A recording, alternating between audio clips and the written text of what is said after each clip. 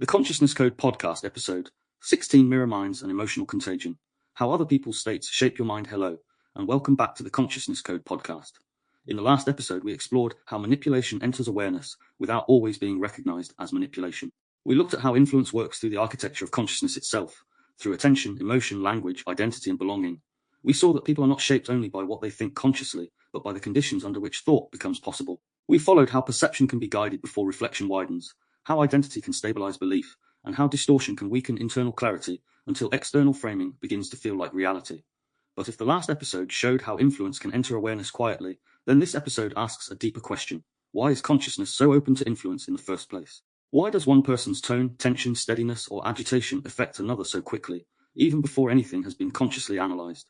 Because to understand that, we have to move more fully into the relational field. We have to look at the fact that consciousness does not happen in isolation. Human beings do not simply think beside one another. They affect one another. They enter one another's nervous systems. They alter one another's state. And many of the feelings people call personal are not entirely self-generated in the way they imagine. They arise in shared fields. They move through bodies. They spread through homes, friendships, workplaces, meetings, relationships, classrooms, teams, audiences, and rooms in ways that are often noticed only after the fact. So today we move into mirror minds and emotional contagion. Not as something mystical, not as a vague idea about energy that explains everything and therefore explains nothing, but as something lived, bodily, relational, and psychologically real. Because if the field around you is shaping your awareness before language has even arrived, then conscious living requires more than self-understanding. It requires field literacy. It requires recognizing that some people leave you clearer and others leave you fragmented. Some spaces help you think, and others begin thinking for you. And once you see that clearly, you cannot quite go back to the older idea that consciousness ends neatly at the skin. Part 1. Consciousness extends beyond the body. There is a strange but deeply ordinary experience that most people have had many times, though they do not always stop long enough to study it. You walk into a room, and something has already happened to you before a word is spoken. You feel tension, even though nobody has yet explained the problem. You notice yourself becoming quieter, sharper, more careful, or more performative without fully knowing why. Or the opposite happens. You enter a room and your body softens. Your breath changes. Your shoulders drop. You feel more able to think, more able to stay, more like yourself. The atmosphere has reached you before analysis has. The room has entered the body before the mind has formed a sentence. Most people know this experience, but many still live as though consciousness is entirely private, as though thought begins inside the sealed individual and only later responds to the world outside. But lived reality suggests something different. It suggests that the human being is permeable. Not infinitely, not passively, not in some exaggerated sense that removes all agency, but enough that the states of other people and the emotional climate of environments can alter awareness very quickly. This means consciousness does not end at the skin in the way modern individualism often assumes. It remains personal, but it is also field responsive. It is affected by what surrounds it. This becomes clearer when you stop treating emotional life as though it begins only in language. Most people are taught, implicitly, to imagine that they think first and feel later, or that they feel first in a way that remains entirely their own. But much of human experience refuses that tidy order. Before you have consciously named what is happening, the body is already reading the social atmosphere. A friendship group may be shaped by cynicism, one-upmanship, or subtle hostility, but the tone is treated as normal banter. A family table may produce automatic roles: the joker, the appeaser, the explainer, the silent one, the aggressor, the one who keeps the peace, and all of this can happen before anybody has reflected consciously on why those roles emerge so reliably. The field organizes behavior. The atmosphere teaches perception. The body adapts. And once these adaptations become rehearsed, they are often mistaken for personality, rather than responses to shared emotional conditions. This is one reason the phrase emotional contagion matters. It points towards something many people feel, but do not fully conceptualize. Emotion moves. It spreads. It does not remain politely confined to the individual who first expressed it. One person's agitation alters the room. One person's fear tightens other bodies. One person's withdrawal introduces uncertainty. One person's grounded steadiness can widen the field and make thought more available to everyone present. This does not mean human beings are puppets of one another's moods. It means the nervous system is not operating in isolation from social reality. It is constantly adjusting, mirroring, anticipating, and orienting within it. That phrase, orienting within it, is important, because the body is not simply absorbing emotion like a sponge with no discrimination. It is reading. It is organizing. It is adapting. If you walk into a calm home after spending time in chaos, you feel the difference. If you spend time with someone whose system is chronically agitated, your body often begins making micro-adjustments before you consciously decide to. Your speech may change. Your pace may change. Your threshold for reflection may narrow. Your attention may become more vigilant. This is not a weakness. It is responsiveness. It is what human beings do. The problem is not that this responsiveness exists. The problem is that most people do not know how often it shapes them. And because they do not know, they often build self-understanding from incomplete data. They ask, why am I like this around this person? When the deeper question may be, what is happening to my nervous system in this field? They ask, why do I always leave these conversations feeling cloudy rather than, what kind of atmosphere is being generated here? They ask, why do I become less articulate in that room, rather than, what is my body reading before my words arrive? Without field literacy, people tend to interpret these shifts as personal failure, random mood, or proof of defect. They pathologize themselves for responses that may be far more relational than they realize. This becomes especially visible when thinking about how different people leave different effects in their wake. Some people leave you more yourself. You feel clearer after speaking to them, more regulated, more able to locate your own thoughts. Your body does not feel colonized by their tension or narrowed by their demand. Even if the conversation was serious, even if difficult things were discussed, you leave with more access to yourself, not less. Other people have the opposite effect. You leave feeling fragmented, vaguely unreal, over-explaining, self-doubting, braced, or emotionally fogged. The conversation may not have contained anything overtly dramatic. On paper, nothing huge may have happened, but something in the field has disturbed access. Something in their state, pacing, tone, presence, inconsistency, or emotional architecture has entered your system and left a trace. This is where many listeners may start recognizing the eerie familiarity of what is being said, because once you begin looking through this lens, entire sections of life become newly readable. That tense family gathering where everyone was fine. That meeting where a manager said all the correct words, but somehow left the whole room more contracted. That relationship where your body was always slightly ahead of your explanations. That friend whose presence made you feel seen without effort. That public figure whose confidence reorganized the tone of the audience before the actual content had even developed. These are not separate categories of experience. They are all variations of the same underlying reality.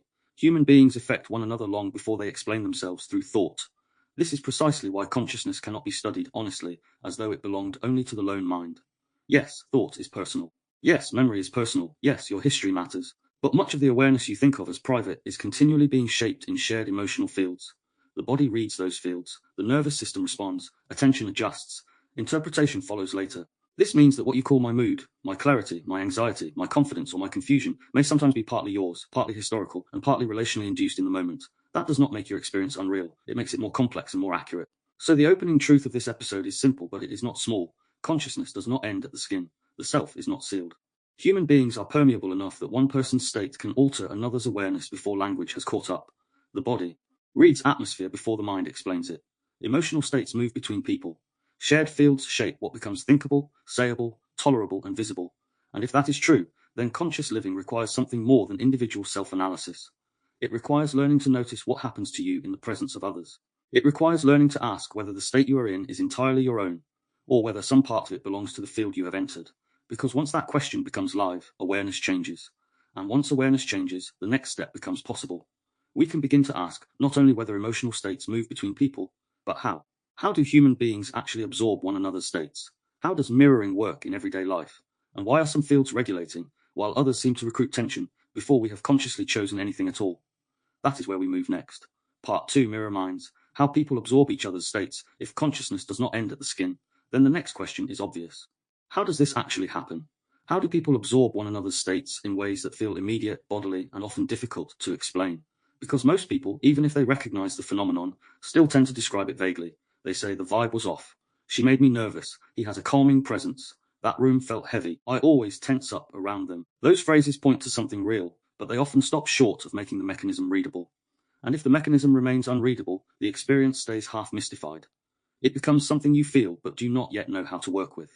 So this part of the episode is about making that process more precise, without draining it of the recognizable reality that gives it meaning. Human beings absorb one another's states through a combination of mirroring, nervous system responsiveness, social prediction, emotional cue reading, and repeated relational learning. That sounds technical, but the lived version is simple enough to recognize. You enter a space. Your body begins scanning. It notices pace, tone, tension, facial expression, posture, breathing rhythm, eye contact, distance, congruence, hesitation, speed, pressure, openness, and uncertainty. You do not usually narrate this consciously. You do not think, their shoulders are elevated, their speech is clipped, their jaw is tight, their gaze is unstable, and therefore I shall now move into low-grade vigilance. It happens faster than that. The body reads, and then the rest of you begins organizing around the reading. This is why one of the most ordinary examples is also one of the clearest: walking into different homes. Imagine walking into a home where the atmosphere is settled.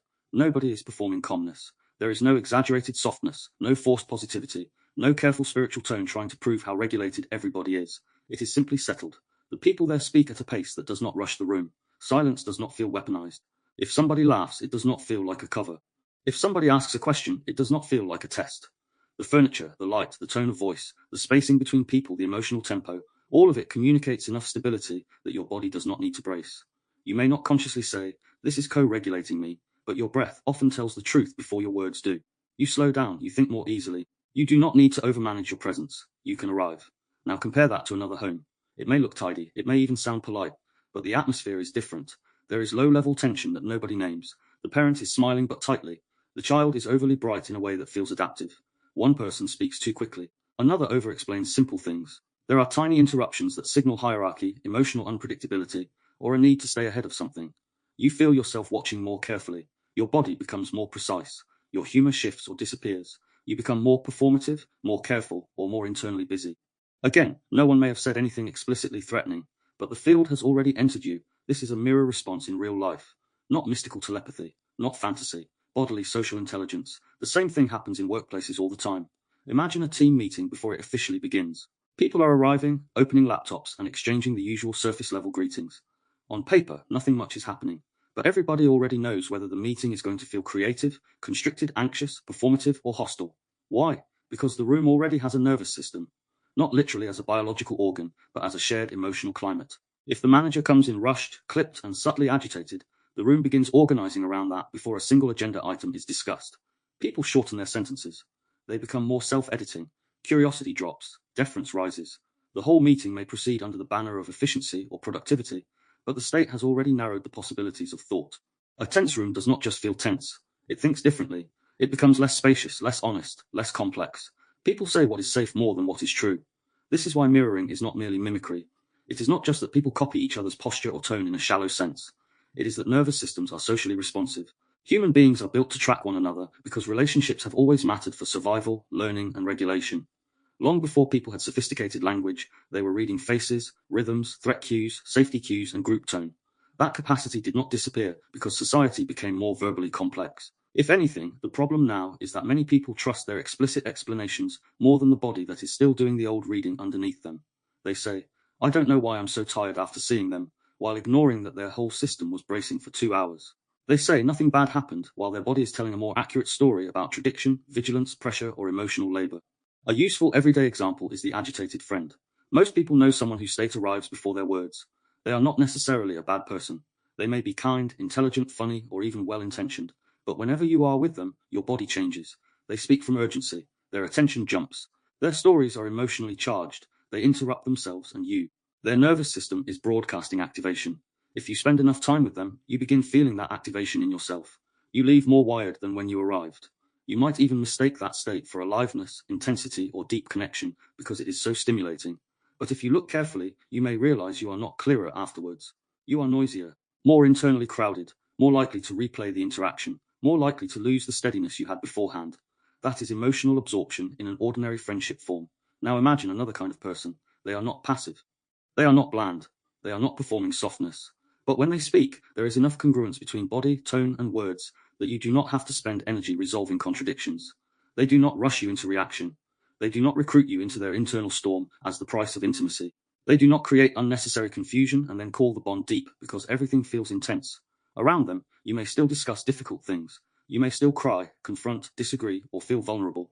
But you do not leave fragmented. You leave more integrated. Again, this is not magic. It is what happens when another person's presence supports access instead of disturbing it. This becomes even more obvious in romantic attraction, because attraction makes people especially vulnerable to confusing resonance with activation. Someone can feel powerful, magnetic, and impossible to stop thinking about, and that intensity can be misread as deep alignment when it is actually unresolved pattern activation. The body is pulled, yes, but why?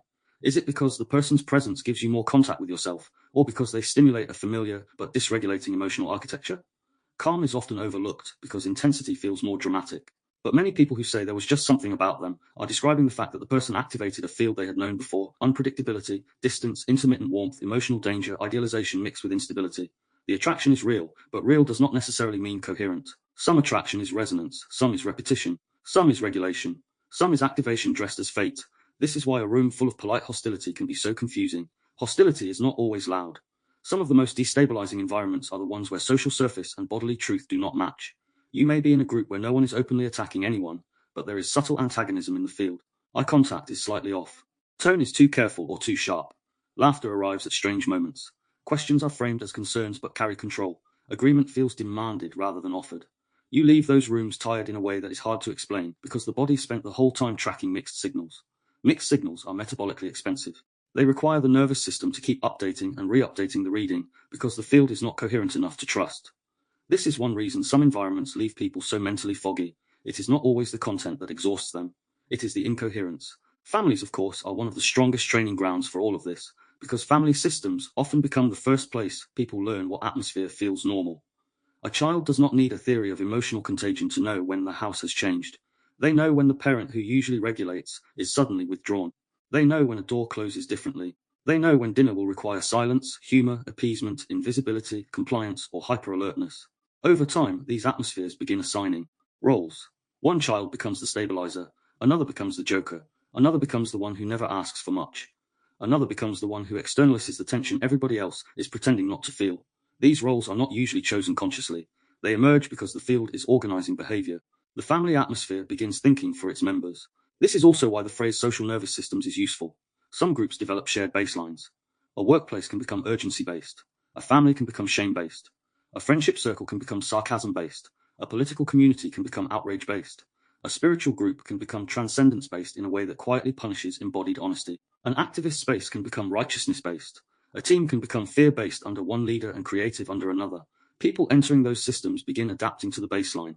They do not always realize they are adapting because adaptation soon feels like how I am when I'm there. But the version of you that appears in one field is not always the same version that appears in another. And that difference is one of the most revealing clues available. This is why the distinction between thinking near others and being shaped by them is so important. Most people accept the first but underestimate the second. They know they interact socially. They know they are influenced by conversation. But they still often imagine that their internal life remains fundamentally self-authored in the moment. The truth is less tidy. Your thoughts do not emerge from nowhere. They emerge in a body already reading a field. If the field narrows you, the thoughts that arise may be narrower. If the field regulates you, the thoughts that arise may be more spacious. If the field shames you, your self-interpretation may become harsher. If the field steadies you, your inner world may become more accessible. So when people say I'm different around them, the phrase is often more literal than they realize. They are different. Their awareness is different. Their available self is different. And this is where listeners need to be careful not to turn the insight into superstition or blame. The point is not that every difficult feeling around another person proves that person is bad for you, nor is it that every uncomfortable field should be pathologized. Sometimes discomfort is simply reality being felt. Sometimes a difficult but honest conversation leaves the body activated because something important was faced. Sometimes tension in a room reflects a problem that genuinely exists and needs naming rather than avoidance. The issue is not whether you ever feel discomfort. The issue is what the field repeatedly does to your access. Does it widen truth, even if that truth is difficult? Or does it reduce access, increase confusion, and recruit adaptation? Those are very different outcomes. So part of mirror literacy is learning to notice effects without collapsing too quickly into accusation. You can ask, what happens to my body in this space? What happens to my speech? Do I become more coherent or more performative, more alive or more vigilant, more able to think or more likely to defend, explain, placate, disappear, or compulsively manage? These are not dramatic questions. They are diagnostic questions. They bring the field into view. And once the field comes into view, one of the most liberating realizations becomes possible. Not every state you carry after an interaction is fully self-generated. Not every feeling that rises in a room belongs only to your individual psychology. Some of what you feel is a shared field effect. Some of what you think is relationally induced. Some of the versions of yourself that appear in certain places have been called forth by the atmosphere, not revealed as your final truth. That recognition does not remove responsibility, but it changes its form. Instead of shaming yourself for every shift, you can begin studying what kind of nervous system world you are living in. And that matters because the next step in this episode depends on it. Once we recognize that people absorb one another's states, we can no longer talk about mood as though it begins and ends inside the isolated individual. We have to look at emotional contagion directly. What does it actually look like in homes, teams, friendship groups, online spaces, and everyday life? How does one person's mood become a room's atmosphere? And why does contagion often happen before anyone has consciously agreed with anything at all? That is where we move next. Part 3: Emotional Contagion. What it actually looks like. Emotional contagion sounds like one of those phrases people can either overuse or underunderstand. Used carelessly, it starts sounding vague, like a catch-all explanation for any uncomfortable atmosphere. But used properly, it names something very ordinary and very important: the transmission of state between people, not the transfer of thought in some mystical sense. not full emotional possession. No agreement, transmission. One person's emotional condition alters the field, and others begin organizing around it before they have consciously decided to. That last point matters. Contagion is not agreement, it is the transmission of the state. You do not need to agree with someone to feel the effect of their fear. You do not need to endorse another person's cynicism to notice your own body becoming tighter, flatter, or more mentally contracted in their presence. You do not need to share somebody's urgency for your own attention to become rushed around them. Emotional contagion often precedes reflection. It enters through atmosphere, pacing, expression, tone, repetition, and nervous system, signaling before thought has widened enough to say, this is what is happening here. This is why people so often leave spaces, feeling something they did not arrive with. You can walk into a room calm and walk out slightly agitated, suspicious, drained, or activated without anyone ever naming the shift. You might think you simply had a bad reaction, that you are too sensitive, that you are overreading things, or that your mood changed randomly. But if you watch closely enough, you start seeing that moods do not always stay politely inside the people who first carry them. They move. Tension becomes atmosphere, cynicism becomes tone, urgency becomes shared pace, fear becomes interpretive bias, suspicion becomes a social climate. Take the family dinner table. This is one of the clearest and most recognizable places to study emotional contagion because family systems tend to repeat themselves so often that the patterns become invisible. Imagine a family table where there is unresolved tension between two people, but no one is naming it directly. The parent asks practical questions. Another family member answers. Somebody makes a joke. The cutlery sounds normal. The words on paper are not dramatic, but the field is already carrying something. The pauses are slightly off. The smiles arrive half a second too late. One child is unusually talkative in a way that feels compensatory. Another is quiet in a way that is more than a preference. Someone is trying to steer the atmosphere back to normal, which is itself proof that normality has already been lost.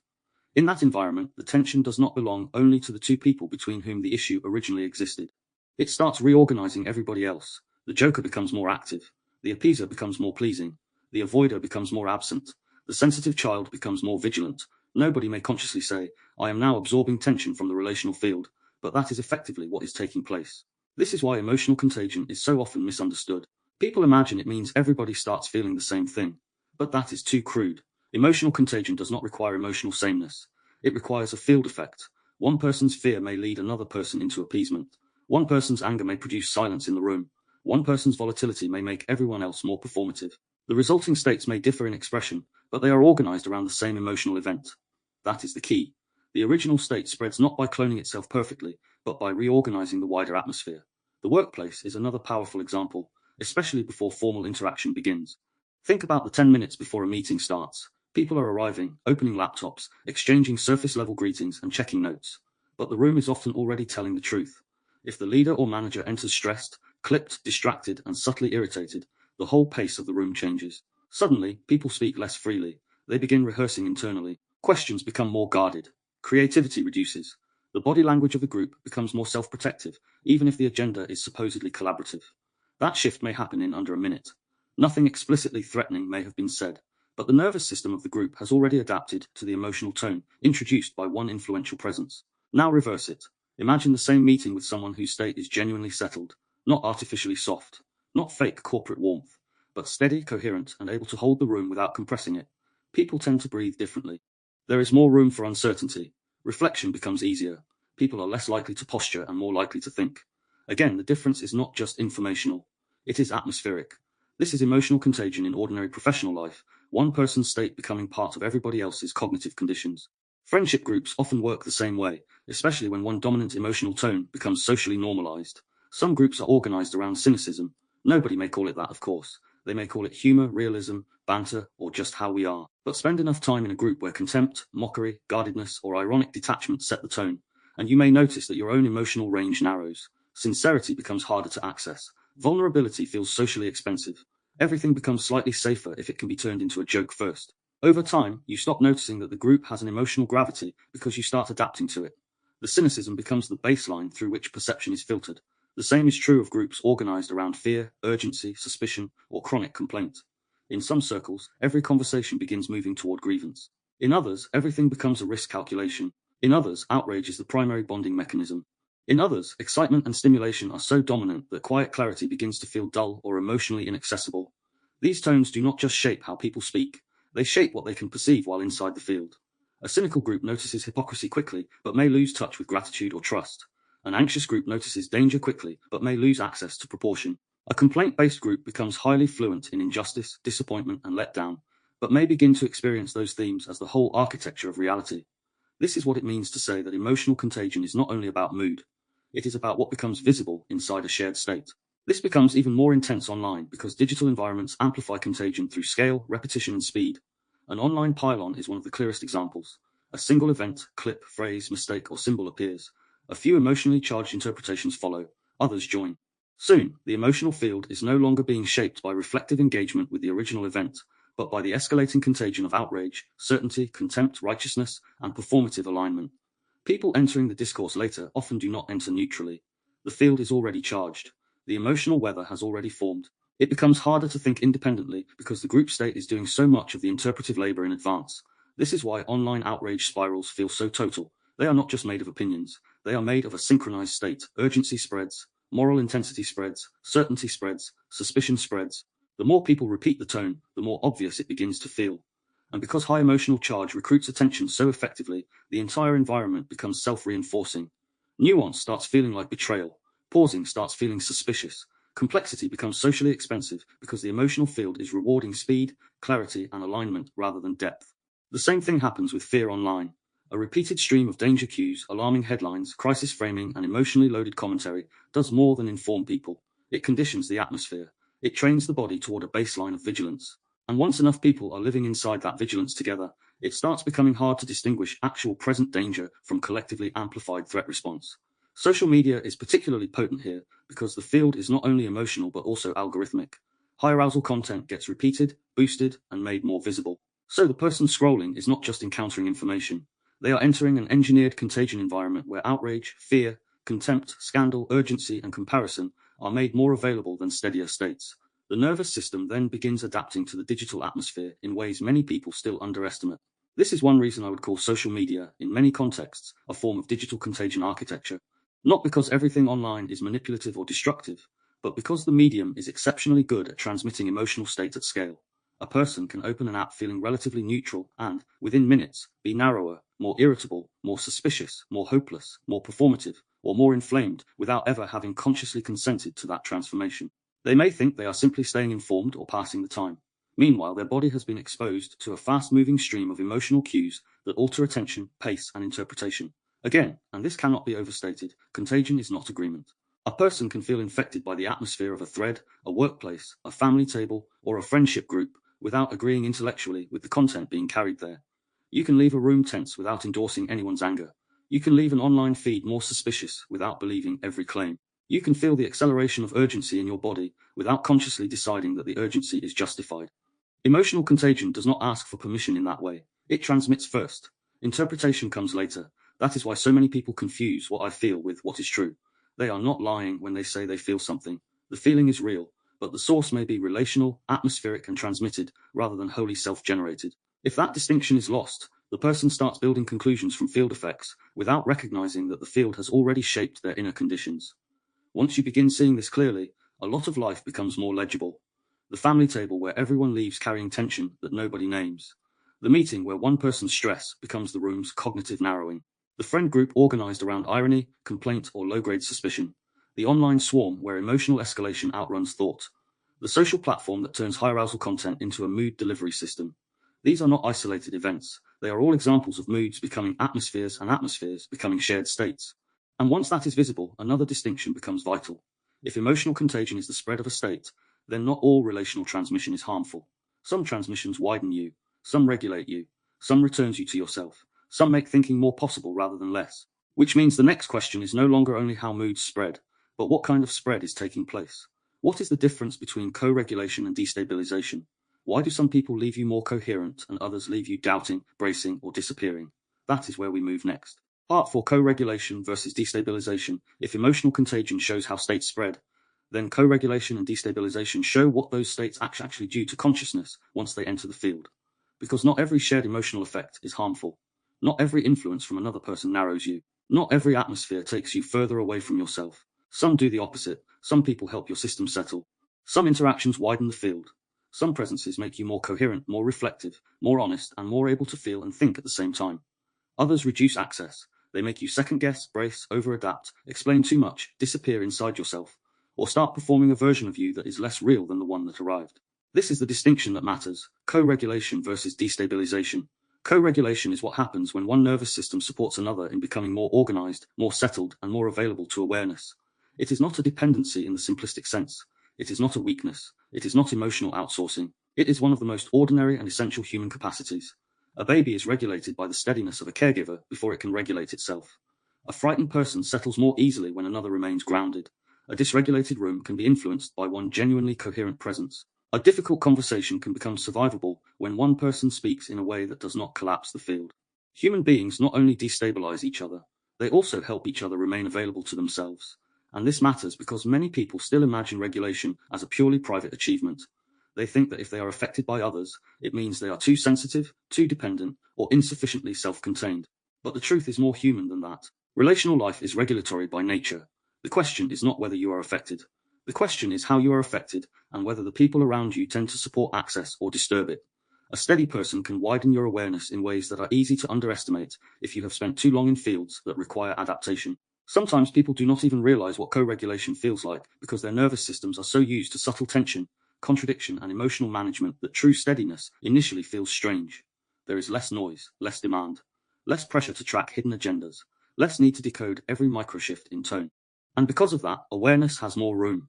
Thought becomes easier. Feeling becomes less dangerous. The body stops spending all its energy preparing. Imagine someone walking into a tense room and, without dominating it, settling it, not through fake positivity, not through a dramatic speech, not through pretending nothing is wrong. Their voice has rhythm. Their pace does not compress everybody else. Their body does not contradict their words. They do not bring urgency unless urgency is genuinely needed. They are able to acknowledge difficulty without making the field more chaotic. People around them often start breathing differently without quite noticing. The room becomes more thinkable. Reflection becomes possible again. This is what a regulating presence does. It widens access. Now contrast that with someone whose body says threat while their words say safety. This is one of the most confusing and destabilizing relational experiences because it creates mixed signal overload. A person says it's fine, but their jaw is tight, their tone is clipped, their eyes are hard, their shoulders are rigid, and their pacing tells an entirely different story. Or they say you can be honest with me while their field punishes honesty the moment it appears. Or they say there's no pressure while everything in their manner communicates demand.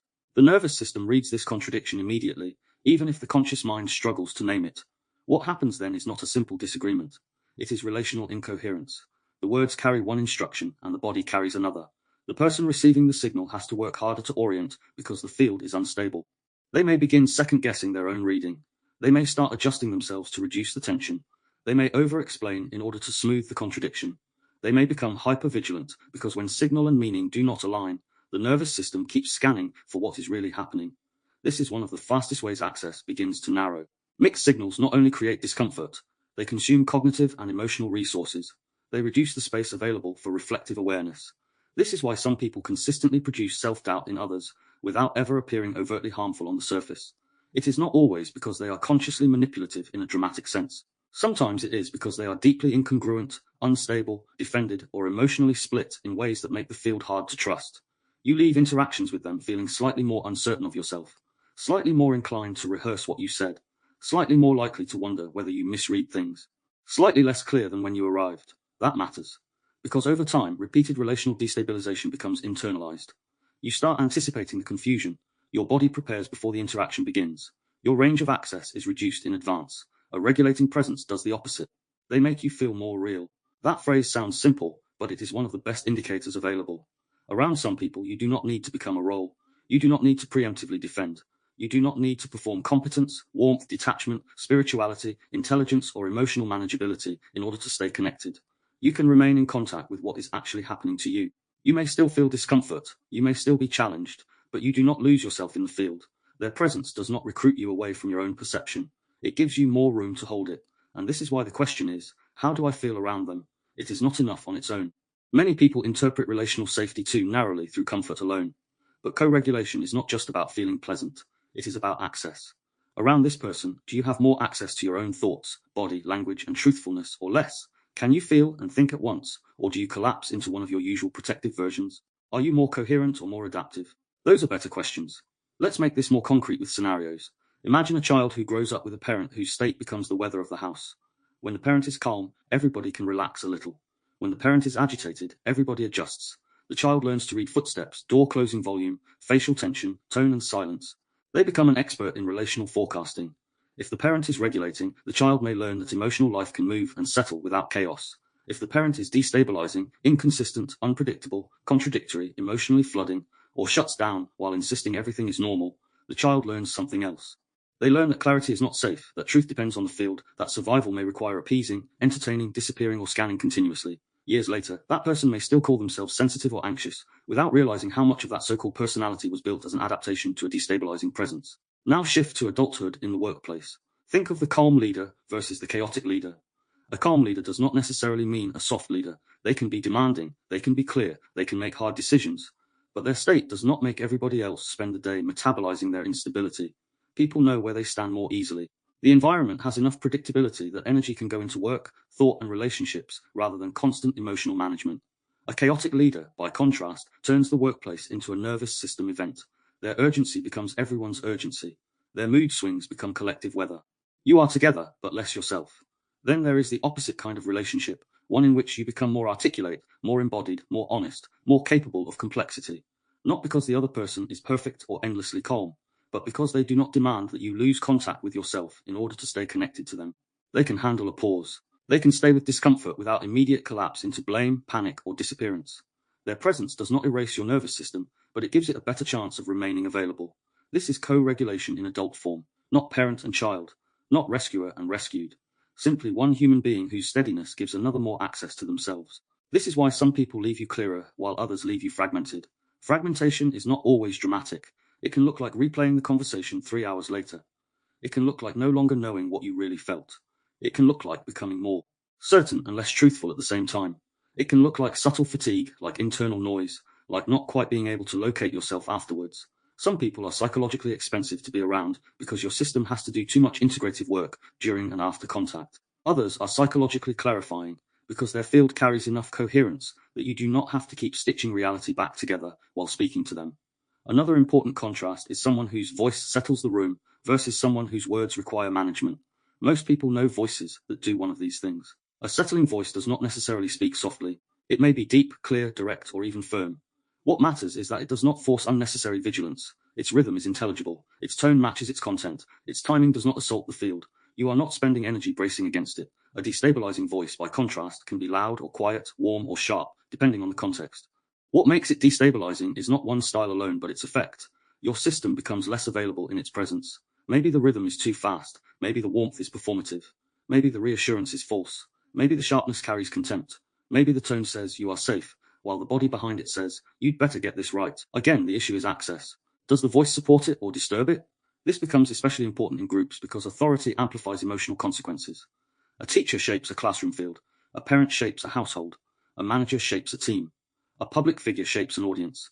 A speaker, therapist, organizer, priest, activist, or host shapes the nervous system conditions of the people listening. Leadership is not only informational, it is physiological and emotional. This is why some leaders steady a room even when the subject is difficult, while others inflame the room even when the subject is simple. Their state enters the collective body.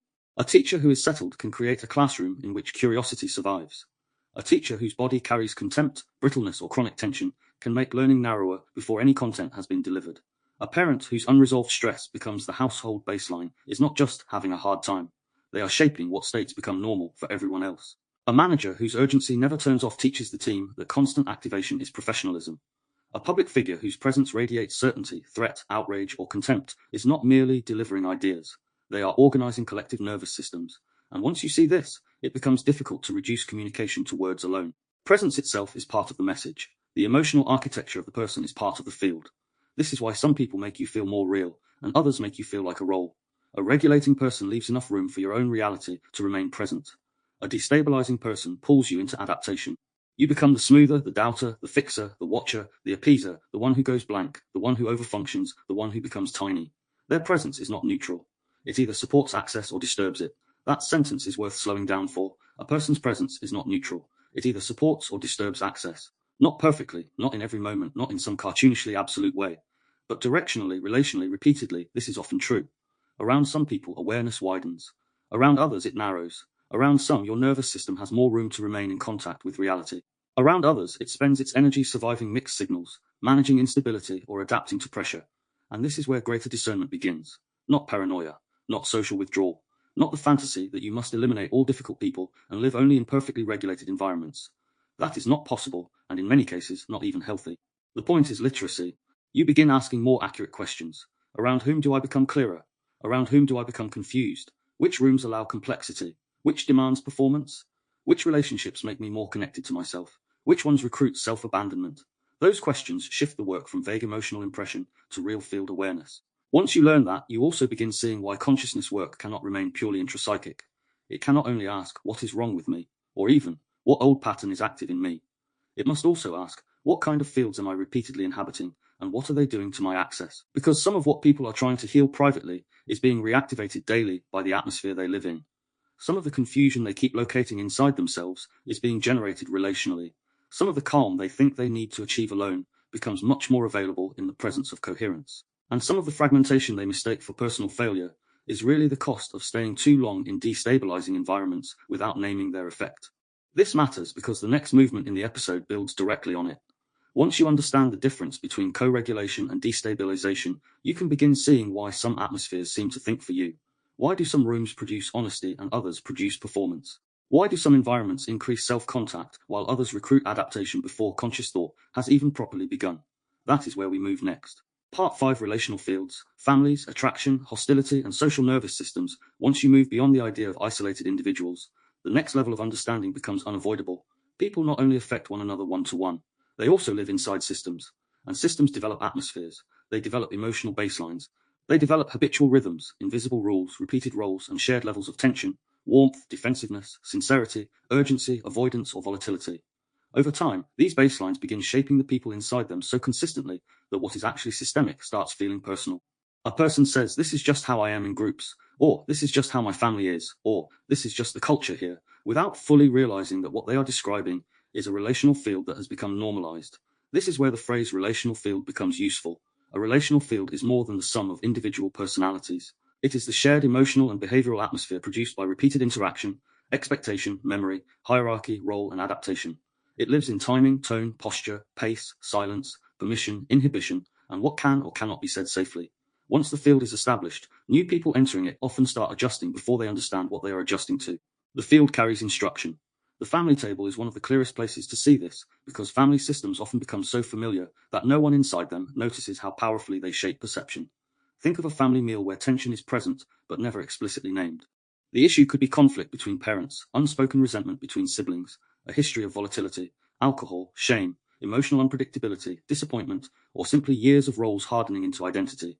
Whatever the specific cause, the important thing is that the atmosphere has become part of the furniture. It does not need to be announced. Everybody already knows it, and because everybody knows it, they start taking up positions within it automatically. One person becomes the stabilizer. They ask the neutral questions, smooth the awkward moments, keep the conversation moving, regulate the silence, absorb the emotional overflow, and make sure things do not collapse completely. Another becomes the avoider. They stay minimal, reveal little, answer practically, and withdraw from emotional charge before it reaches them fully. Another becomes the joker. Humor becomes their social nervous system role. They keep the atmosphere from becoming unbearable by converting tension into something laughable. Another becomes the appeaser. They monitor everybody else's mood and adjust themselves accordingly. Another becomes the aggressor, the one who speaks what others suppress, but often in a form that makes the system defend rather than transform. These roles are rarely consciously chosen. They are relational solutions. And what is so striking about this is that the family atmosphere often thinks for its members before they think for themselves. A person may walk into the room already assuming their role. The joker becomes funny before they decide whether anything is amusing. The appeaser begins scanning before anyone has openly signaled danger. The avoider exits emotionally before a difficult topic has fully formed. The stabilizer tightens around the responsibility to keep everything workable. In that sense, the family field is not a passive background. It is an active structure. It produces versions of people.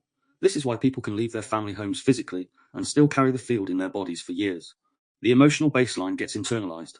It becomes a reference point for what tension feels like, what silence means, what honesty costs, what closeness requires, what conflict predicts, and what role one must occupy to remain connected. Later, in workplaces, friendships, and romantic relationships, people may find themselves stepping into the same positions without consciously knowing why. The field trained the pattern, and the pattern now travels. Attraction is another powerful place where relational fields become visible, because attraction often feels intensely personal while actually being deeply patterned. People tend to speak about attraction as if it were self-explanatory. There was just chemistry, I felt drawn to them, something about them pulled me in. Sometimes that is true in a simple, healthy sense. Sometimes attraction is resonance, a felt coherence, a recognition of compatibility, a bodily sense of ease, aliveness, and access. But sometimes attraction is activation, and those two things can feel surprisingly similar at first. Activation-based attraction often carries intensity. The person feels compelling, magnetic, and difficult to ignore. Your attention keeps returning to them. You feel stimulated, challenged, alive, maybe even obsessed. But intensity is not the same as coherence. Sometimes what feels electric is actually unresolved pattern recognition. The nervous system is saying, I know this architecture, not necessarily because it is safe or good, but because it is familiar. Unpredictability, intermittent warmth, emotional distance, subtle hostility, rescue dynamics, power imbalance, emotional inconsistency, these can all become misread as chemistry if they resemble earlier relational fields the body already knows. Sometimes the person you cannot stop thinking about is not the one who widens your awareness, but the one who activates old survival architecture so effectively that your attention cannot disengage. Hostility adds another dimension to this because hostile fields are not always obvious. Many people imagine hostility only as open conflict, aggression, or explicit antagonism. But some of the most corrosive environments are rooms where people are polite but not safe. The words remain socially acceptable. The smiles appear.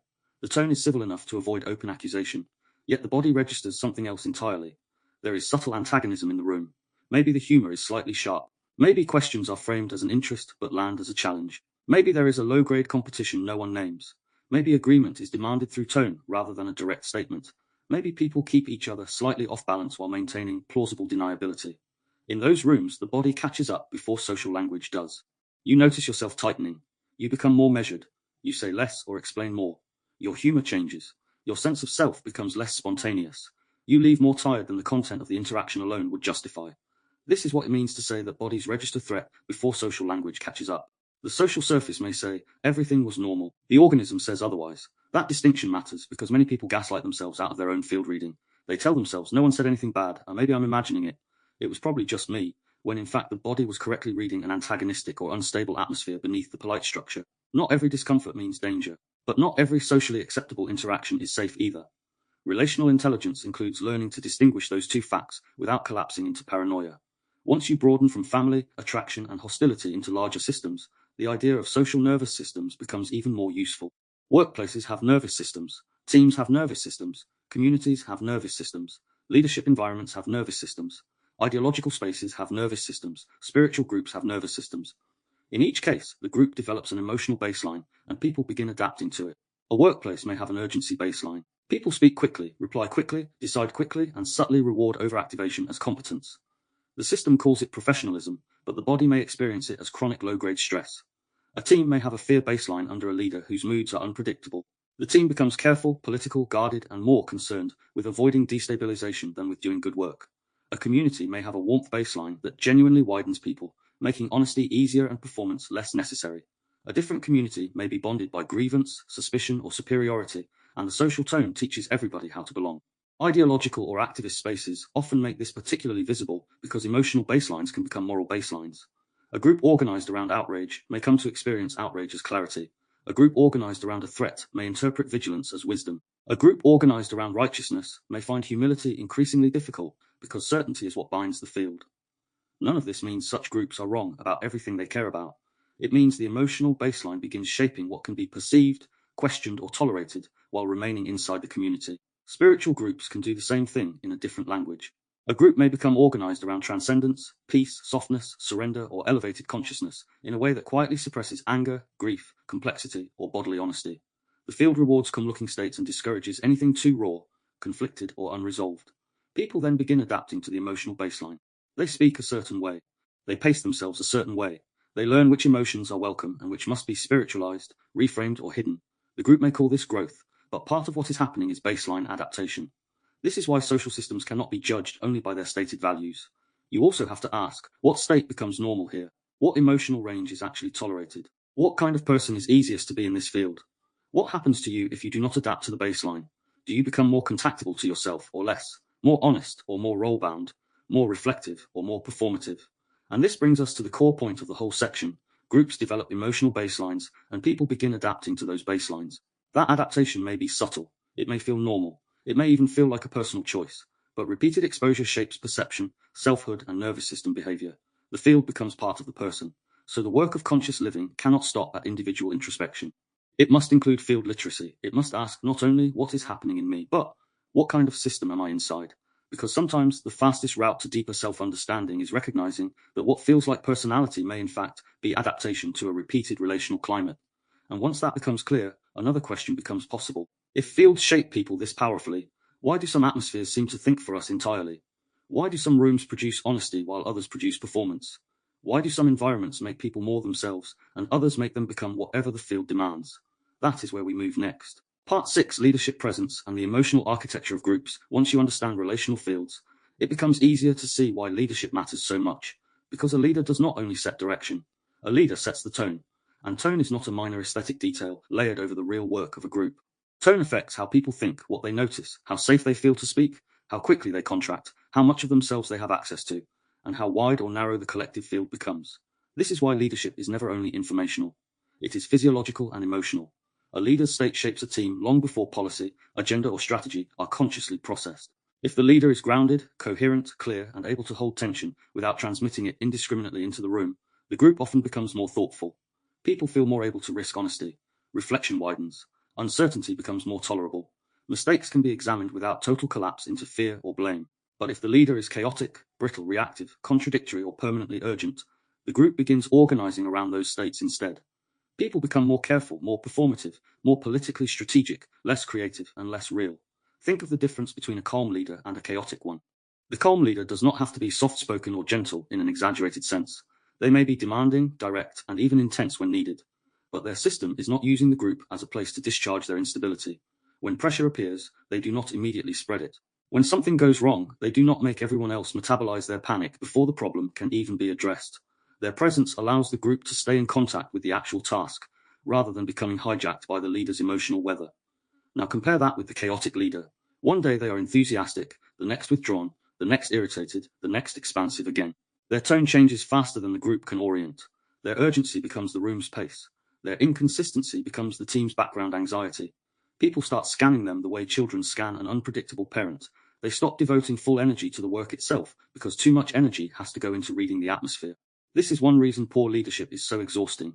It colonizes the nervous system of the group. The same principle applies in families, perhaps even more powerfully. Parents do not only raise children through rules, values, or spoken instruction. They shape the household atmosphere through the state. A parent whose unresolved stress becomes chronic irritability, tension, shutdown, or volatility does not just have their own issues in private. Their state becomes the weather the child develops inside. The child learns what kind of silence means danger, what kind of tone means withdrawal, and what kind of movement means conflict is near. Long before the child has a psychology of their own, they are being organized by the emotional architecture of the home. A parent whose state is more settled does not create a perfect house. There can still be grief, stress, disagreement, and difficulty, but the child is less likely to be recruited into chronic vigilance. The atmosphere leaves more room for development. By contrast, the parent whose unresolved state becomes the household climate often creates children who are over-adapted, hypervigilant, withdrawn, comedic, appeasing, aggressive, or emotionally split, not because those are innate traits, but because the field demanded those forms of adaptation.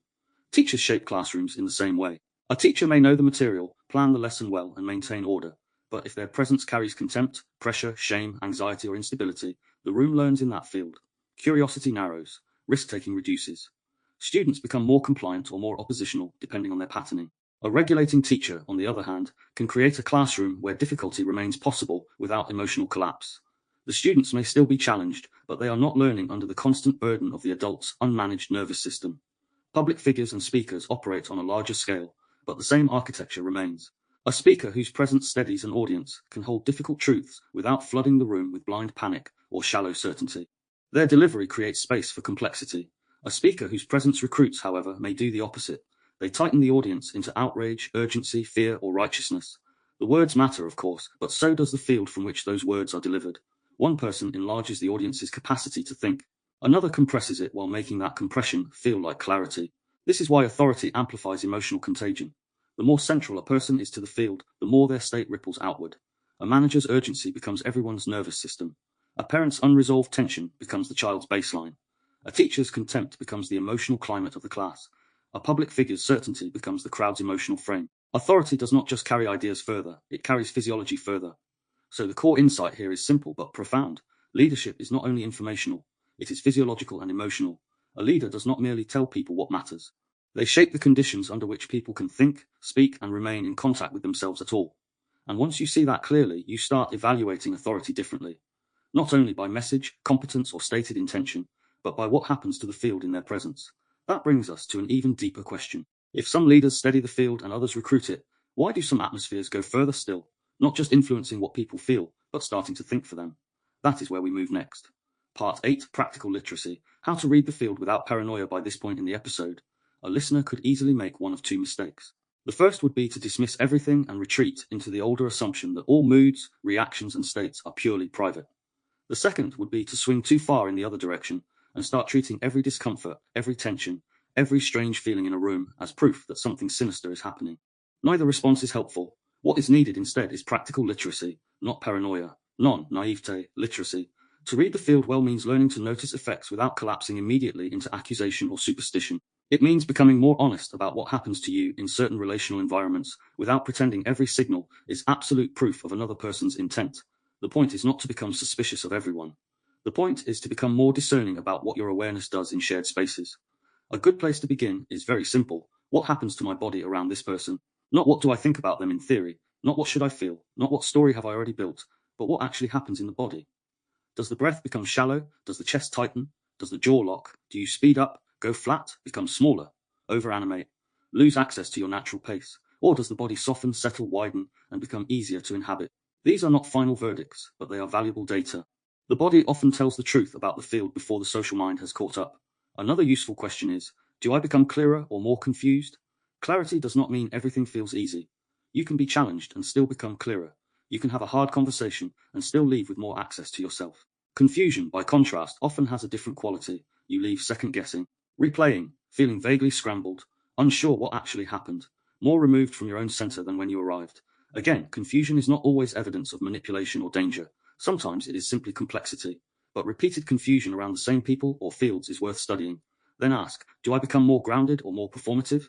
This is one of the strongest indicators available. Around some people, you can remain relatively natural. You may still feel things, but you do not have to manufacture a self.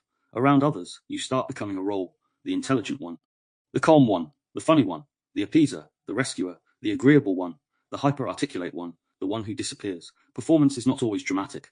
Often, it is subtle loss of spontaneity and the rise of adaptation. A related question is, do I become more open or more defensive? Defense is not always wrong. Sometimes a field genuinely is constricting, invasive, or unstable. But if you repeatedly notice that your awareness narrows, your body braces, and your speech becomes more guarded in certain spaces, that matters. Likewise, if you become more open, more thoughtful, more emotionally honest, and more capable of complexity in other spaces, that matters too. Fields shape access. And perhaps the most important practical question is, does this field widen thought or reduce it? Some rooms make people more real. Others make them more strategic. Some spaces allow uncertainty, nuance, honesty, and humor to coexist. Others reward certainty, speed, emotional alignment, or careful self-censorship.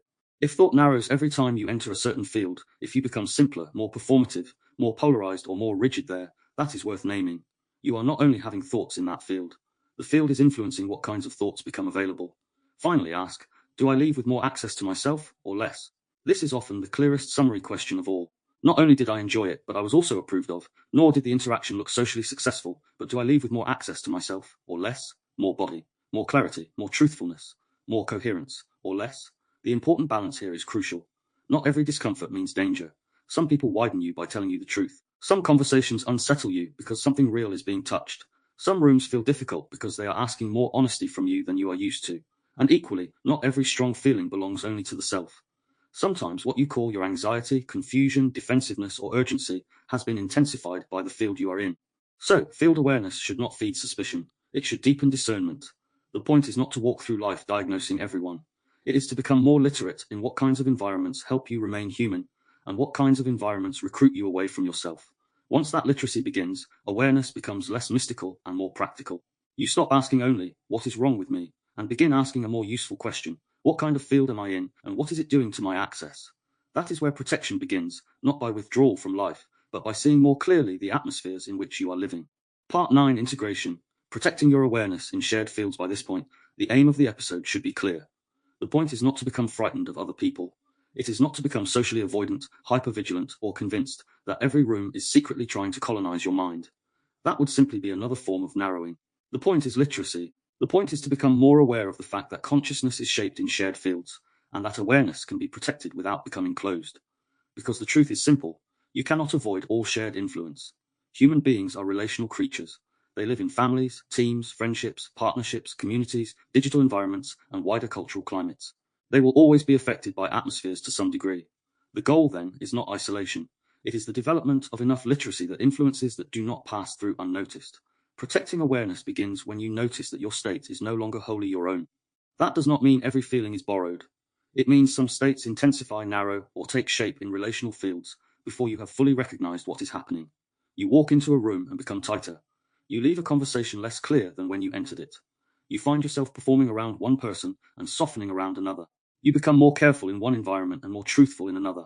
That noticing matters. It is the first act of return. And once you notice, the next task is not dramatic analysis. It is re-entry. Return to breath, return to body, return to pacing, return to internal reference. Feel your feet, slow the breath slightly. Let your eyes widen. Notice whether you are speeding up to match a field that does not belong to you.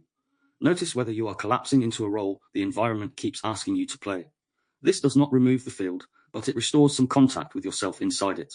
Protecting awareness also means becoming more careful about the relational environments you repeatedly inhabit. If nervous systems mirror one another before thought has fully formed, then words do not arrive in space. They land in bodies already reading tone, pacing, implication, rhythm, and field. And that means communication is doing more than exchanging meaning. It is organizing awareness. That is where the next episode begins. In episode 17, Linguistic Resonance and the Human Field, we'll explore how speech moves through the relational field, carrying more than content, and why some language enters more deeply than logic alone can explain. Until then, notice the rooms you live in, the people you surround yourself with, the people you brace around, and the atmospheres that quietly shape who you become. So to close this episode, stay observant, stay embodied. Until next time, you've been listening to the Consciousness Code podcast, episode 16, Mirror Minds and Emotional Contagion. I'm James Miller.